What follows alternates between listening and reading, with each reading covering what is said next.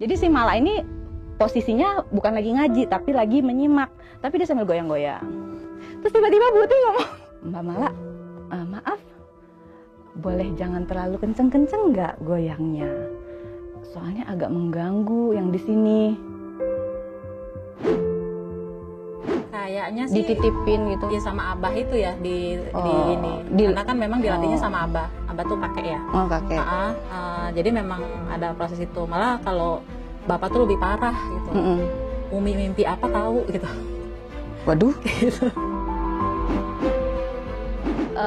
Apa sih namanya momen-momen yang paling menyeramkan buat Bu Uti itu apa tuh? Ketika ngelihat itu. Nah, kemasukan ya. Kemasukan.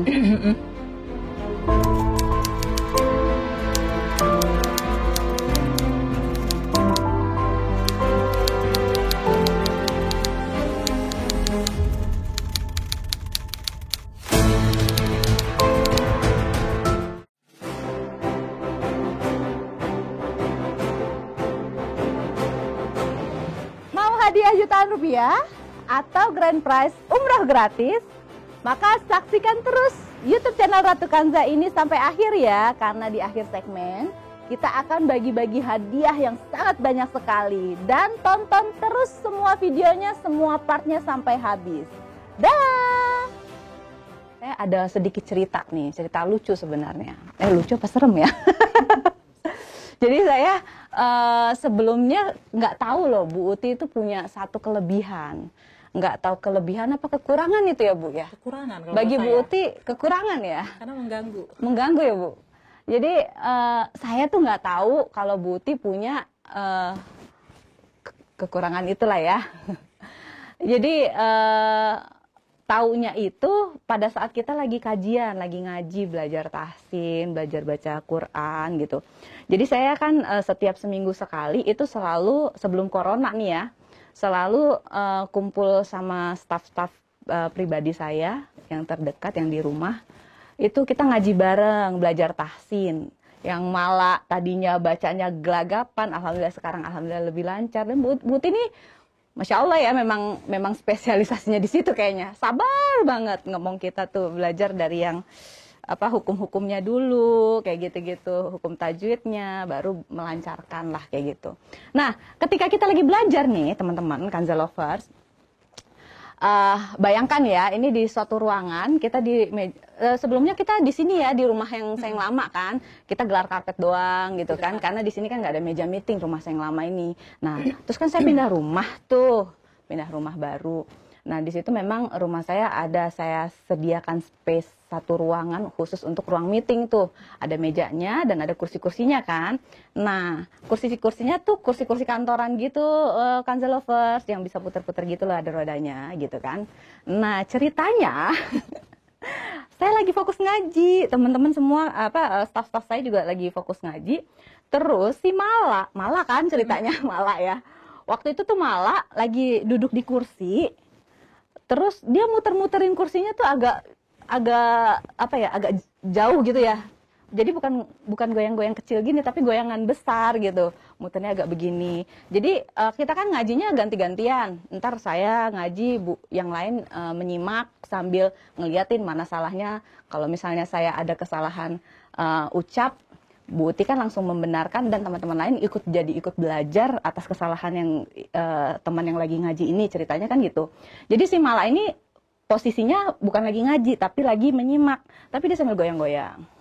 Terus tiba-tiba Bu Uti ngomong, Mbak Mala, maaf, boleh jangan terlalu kenceng-kenceng nggak goyangnya? Saya langsung kepo dong, kenapa Bu? Gitu. Soalnya agak mengganggu yang di sini.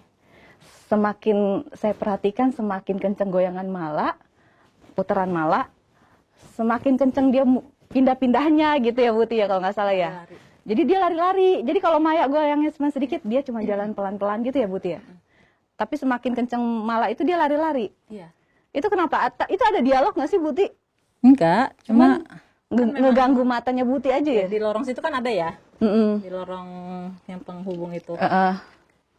Ya biasanya sih dia diri aja di situ di luar ruangan. ruangan, tapi paling kalau lagi buka pintu gitu ya, dia suka ikut ngelongok gitu kan.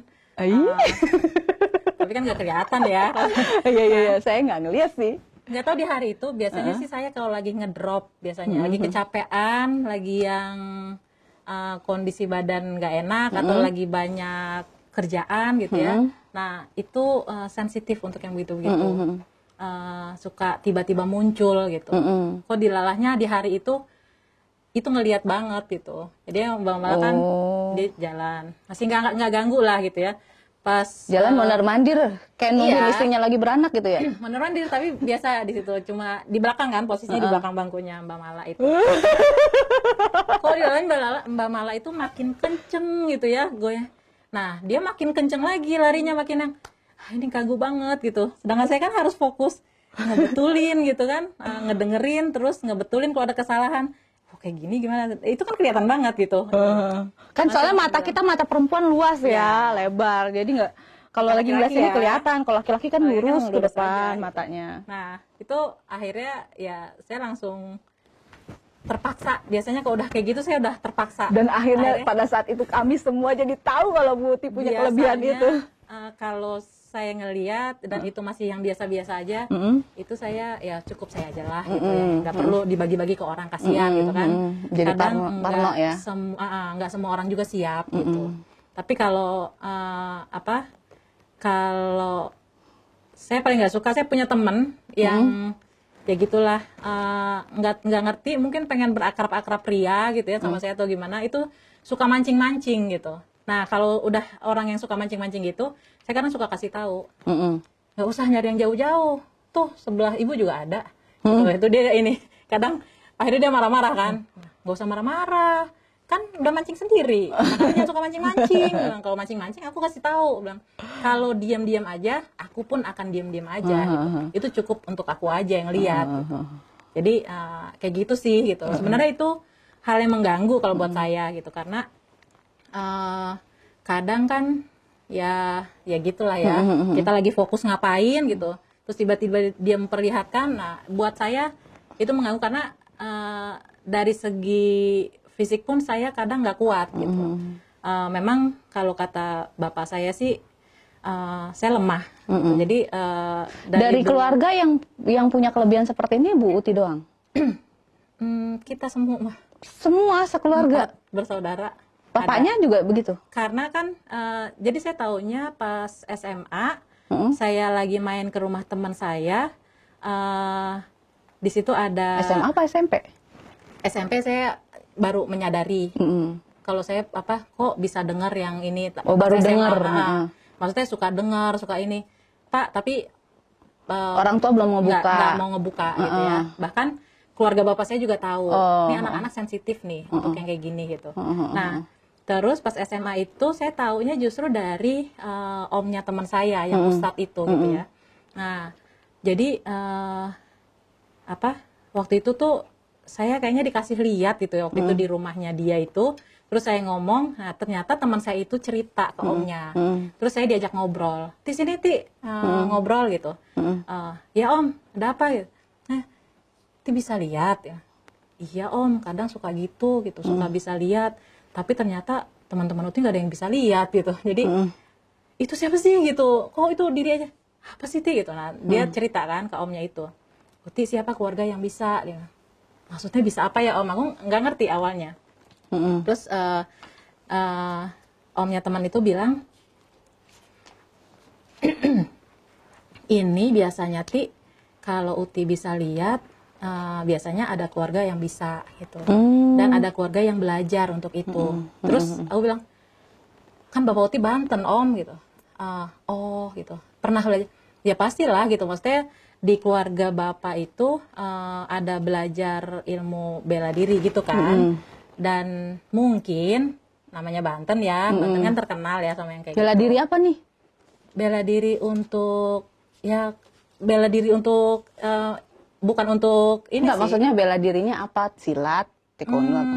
untuk diri sendiri ya? Kayak silat gitu ya, terus sama kekuatan angkat beban kayak gitu. Oh. Kayaknya ada proses isi mungkin. Oh, diisi. Gitu, diisi. Kadang-kadang kan ada juga yang isinya tapi bukan kemauan si orang ini. Iya. Ditempelin aja sama gurunya, Iya, sama disalamin, gurunya. didoain terus nempel gitu Iya, kan. kayak gitu. Kayak gitu. Nah, jadi ternyata Kalau bapaknya Bu Uti itu kesadaran diri dia sendiri apa ditempelin sama masternya atau gimana? kayaknya sih Dititipin gitu. ya sama abah itu ya di Oh, ini. di- Karena kan memang dilatihnya oh. sama abah. Abah tuh kakek ya. Oh, kakek. Jadi memang ada proses itu. Malah kalau bapak tuh lebih parah gitu. Mm-mm. Umi mimpi apa tahu gitu. Waduh. Kayak gitu. Jadi Jadi habis mimpi ini ya semalam gitu. iya kayak gitu. Atau misalnya Umi jalan sama siapa itu bapak tahu. Hmm. Tadi jam segini jalan sama si A gitu. Ini ngapain gitu. Jadi sampai kayak gitu gitu. Nah, tapi kan semenjak udah lama lah karena apa? Pas di Jakarta itu kan Bapak udah nggak belajar lagi kan ilmu bela diri itu. Tapi memang untuk hal-hal yang seperti itu, kalau kata Ustadz, kata Menurun. omnya teman itu, dia nggak akan hilang gitu. Menurun. Dan dia akan mengganggu sampai 7 turunan. Kayak gitu. Jadi aku anaknya ya pasti akan dapat itu gitu. Oh gitu. Tapi di antara berempat ini yang paling lemah Bu Uti katanya. Dari segi ini. Jadi kalau adik yang laki-laki sama kakak itu, dia itu dikasih tahu sama bapak. Jadi kalau ketemu dan itu ternyata dari udah lama, adik kakak masih SMA gitu ya. Kalau ngeliat ada itu, nggak usah takut kata bapak.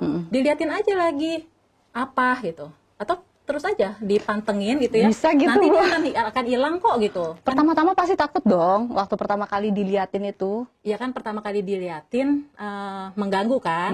Nah jadi Mengganggu, sekadar mengganggu apa benar-benar takut? ya mengganggu dan takut gitu. Kok gitu?